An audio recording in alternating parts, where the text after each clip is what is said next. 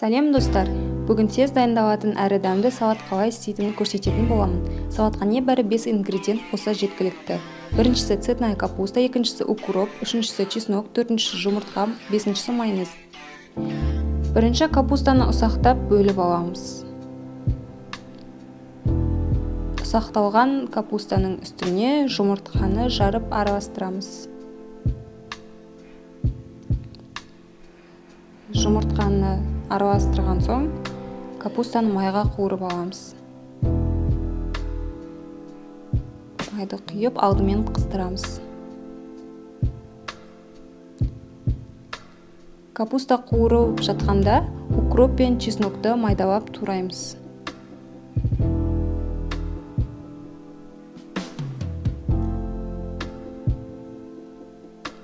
Қуырылған капустаға туралған чеснок пен укропты дәміне қарай тұз бен майонез қосып, араластырып, әдемі ыдысқа салып, дастарханға ұсынамыз.